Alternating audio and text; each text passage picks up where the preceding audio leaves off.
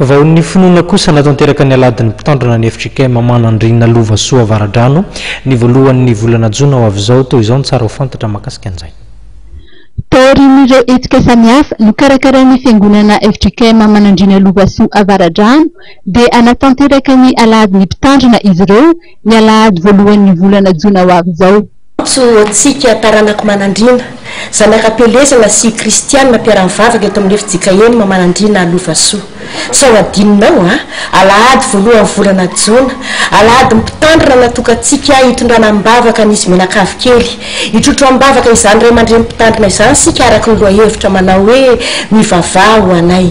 Eny ry havana malala ho avy isika hifanotrina naizanaiza misy atsika amin'izany alahady mpitandrina izany voalohan'ny volana Jona ao amin'ny FJKM Manandrina Lovasoa Avaradrano.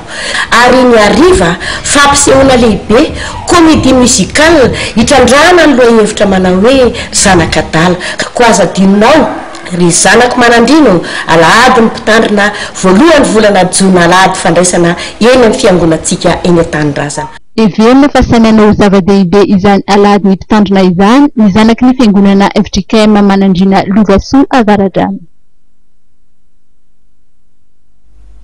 Ini vavao miompana amin'ny fonina ny kitoko lasitoko vavy no ametrarako ny velomy mandrapitafo amin'ny takariva ity ary sorako anao ingo naraka ny fampalalamba avao hatramin'ny farany tena kosa manome fotoana ho anao amin'ny rampitso anatin'ny vavao amin'ny ray ora tolakandro veloma tompoko.